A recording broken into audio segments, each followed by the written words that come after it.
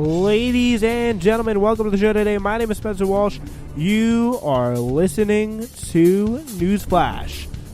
All right, on the show, Joe Biden. He stumbles into the 2020 race. We'll take a look at his campaign, all the screw-ups, all that awful fun stuff. The disturbing reason why Twitter refuses to ban white nationalist content. We have that coming for you today. Also, Trump goes off the rails in an opioid speech. It ends up talking about Melania's dress. So, yeah. Also, the one-collar movement. What is that? Labor things. We're talking about labor, the rise of unions. Also, Thomas Friedman went crazy. So we're going to be talking about that and maybe a little bit more as well on the show today. So thank you so much for joining us. It is great to have you here with us. All right, we start with Joe Biden. On the day he's announced his third run for president in 32 years. He's been around a long time. Joe Biden appears to be guiding a tour around Wilmington, Delaware, which is his hometown. He's actually from Scranton. But yeah, he is also now talking the trademark Joe Biden thing that he likes to do, which is talk about a bunch of nonsense. He met reporters in the Wilmington train station and told them he had asked former President Barack Obama not to endorse him in the race, or not to endorse in the race, which is, it totally happened, guys. Yeah, we believe you, Joe Biden. Very, very realistic. Thank you, Joe. Thank you. Yeah, we totally believe you there. No, did not ask him to endorse, please. But was probably begging down on his knees, please endorse me, sir. Please, please, please. Like, no, yeah, you begged him to, honestly, you begged him to endorse you. Like, give me a break about that. So that wasn't the only thing. Here is Biden's response when he gave a message to the world, saying he wanted to say America's coming back like we used to be. Yeah, that's the way it works. He's talking, again, just a lot of platitudes, not any really good stuff. Ethical, straight, telling the truth. And yeah, I mean, hopefully America is not coming back to the way we used to be, because the world, I don't know, just ask them, just what they think about who's the biggest threat to world peace, especially poor countries, countries that we've had influence in over the years. Ask them who they think is the bigger threat to world peace, whether it's ISIS or whether it's America, and we will see what they have to say. Whether it's ISIS or the Soviet Union or Russia, obviously, not Soviet Union, or North Korea or any of those crazy nuclear countries, Israel. The overwhelming thing is America, and that's not the wrong vision, not the right vision you want to have. Is okay. Wow, we need to get back to the way we used to be, because I got news for you. The way we used to be kind of brought us to the way we are now, and the way we are now is not a very good situation. So, and I think that's the thing. That's the big problem I have with Joe Biden and his kind of ilk of Democratic people. Like, their big thing is, okay, we are in a bad situation, but that wasn't because of the broader system. It was because of something that, it was because of something that just kind of just happened. Like, it's a fluke. It was some Russian interference, James Comey. I mean, I don't know. It could, I don't know, just vomiting out of my mouth. It is, it's absolutely incredible what they have really been proven to be capable of doing. In terms of just mentally rationalizing this election loss away, because that was their big moment in the sun. That was kind of like the neoliberal Joe Biden, Hillary Clinton, Barack Obama. Like, that was their moment in the sun. That was their moment to really fully reclaim the throne, and really get back to doing what they did best, which was just kind of making the world a more drab, dreary, and awful place for people who aren't wealthy. And they utterly failed, and they still have not been able to come to terms with that. So he brushed off a question about a CNN reporter about why it took him so long to jump in the race, and if the decision was influenced by a view that the approximately 4 million other Democrats running for the nomination were not capable of beating Donald Trump. That's apparently what he thinks. So this is him talking to CNN. I tell you what, the issue is going to be who not only who can win this, but who's the best person to lead the country. And that's what it's going to be all about. And it's going to be for the voters to decide that. Mr. Vice President, there was some suspense in your decision. Obviously, it took a couple months maybe to get there. Is this about your view that there are not the other 20 or so Democrats in the race don't have what it takes to beat Donald Trump? No. It's about what I told you, I think, a long time ago, that it's a long campaign. Starting campaigns back in January and February, kind of early, in my view. And look, we're putting together, I think, a pretty good staff and capability and websites. Yeah, so we're gonna staff the capability and the websites. Just let Joe Biden keep talking. See how many gaffes he's gonna make. Probably a lot. Biden was actually asked to respond to a Trump tweet. He welcomed you into the race. He welcomed him into the race by pretty much saying, what did he say? He was like, "Sleepy Joe Biden, let's hope you make it to the end of the primary," whatever he says. Yeah, I'm looking forward to some good Joe Biden owns from Donald Trump, because that's probably one of the things he did best, would just own like dumb people that everyone wanted to see own in an embarrassing, public, humiliating way, and have them all gloriously kiss up to him in the end. Like Ted Cruz, Lindsey Graham, like giving out the phone number in public, saying your father killed JFK, saying your wife was ugly. Like, no, that's not grounds for never talking to that person again. No, it's grounds for mercilessly sucking up to them and kissing their asses just to survive politically in the Republican Party. Like, that's the way it is now, and I couldn't be loving it anymore. All right, so yeah, interesting. This is how Joe Biden chooses to respond to Trump. Could be an inkling of how he handles himself on the debate stage. Mr. Vice President, do you have a message for President Trump? He welcomed you in the race. Question whether you have the intelligence to be the President of the United States. Everybody knows Donald Trump. Yeah. And honestly, the fact that he thinks Donald Trump thinks he's smarter than Joe Biden is pretty laughable.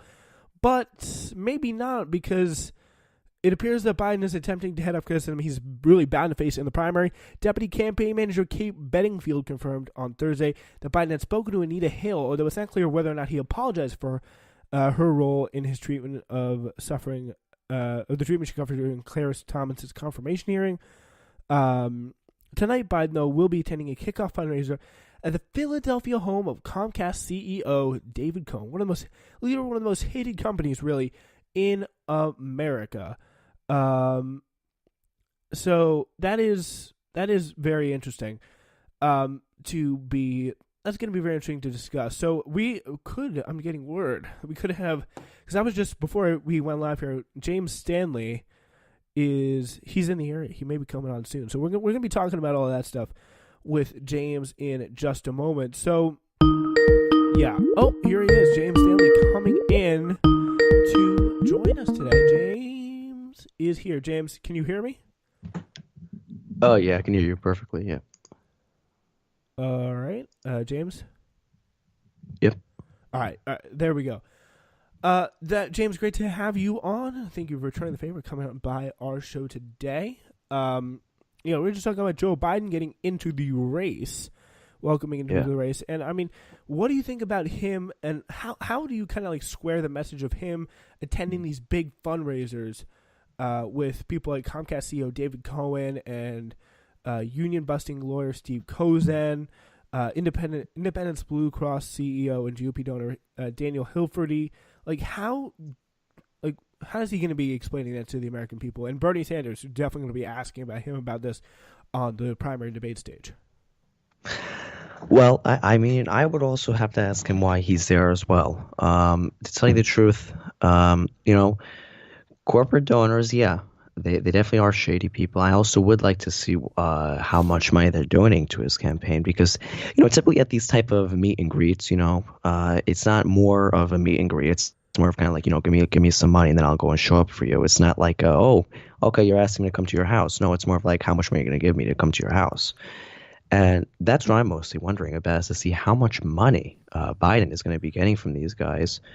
But the other thing that I was also a bit shocked about is the Comcast CEO had also previously actually donated to President Obama's 2008 and 2012 election campaign.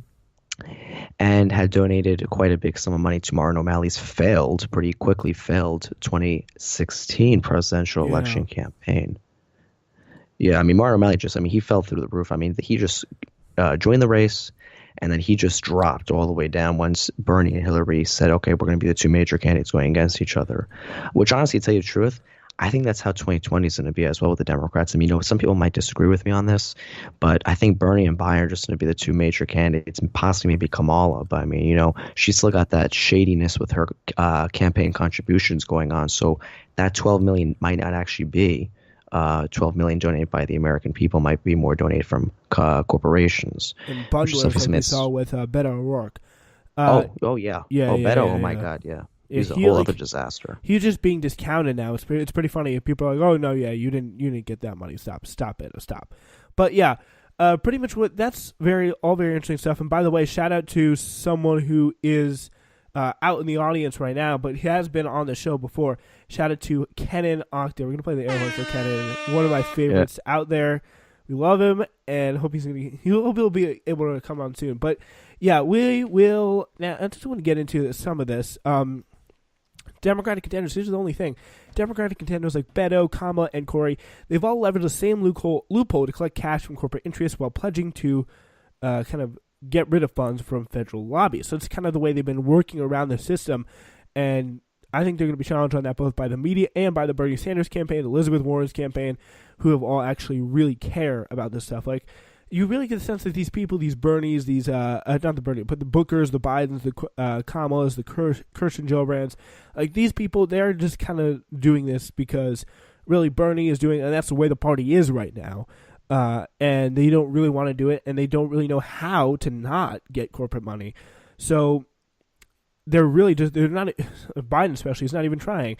Biden's presidential campaign is currently being coordinated by his former chief of staff, Steve Ricchetti, who himself was a lobbyist in the past. Richetti's role with Biden's vice presidential office sidestepped the Obama administration ban on employing lobbyists.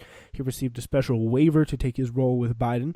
Thursday's fundraisers are going to be live with lobbyists. James, I mentioned this on your show. Kenneth Jarin, who is a healthcare lobbyist and also works on behalf of toll road operators. Also donated to Republicans like Paul Ryan and John Boehner. Alan Kessler is a lobbyist who works with the firm Duane Morris. He's registered to American Airlines and the Unisys Corporation, among others. So it's all very important stuff to know. And I think it shows you, I don't see Biden as a candidate dropping out of the race, really dropping out of the race so quickly because he just has such big money, such big name recognition. People know him, but I think he's going to be severely bruised because there's some pretty bad stuff, I think, really in his record.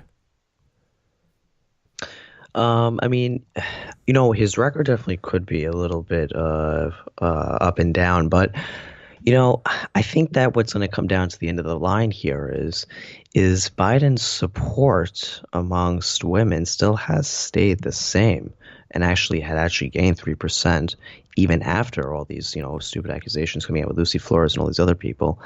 But I think that the difference between Biden and someone else, maybe like President Trump, for example, people keep on comparing Biden and Trump and equaling them together with the groping thing. But I would have to say that what Trump did with the Access Hollywood videotape to be sourcing that. Oh, much worse. I mean, he's bragging about it at that point. I mean, Biden is. I think what's going on here, I think people are just overreacting. Biden is not, trying, I'm going to try to be touching you guys in inappropriate ways. No, that's what he's trying to do. It seems like, at least through the photos that I have seen, he's trying to be more affectionate rather than creepy, I mean, he could be a little bit awkward. Yeah, that definitely is. I would say, I would say it definitely comes out as creepy. I definitely don't think it's really gropey or criminal, but it'd be interesting to see what he has in his past that could come out even further. But yeah, there's a lot of stuff we don't know yet about that stuff. But it's probably going to be one of the biggest challenges for him to kind of get past all the corporate lobbying organizations. And the thing is, we're facing Donald Trump. Why can't we just have someone who's never groped anyone? It's just that simple. I mean, there's 17 other candidates who haven't groped anyone, and it's just why haven't they? And another thing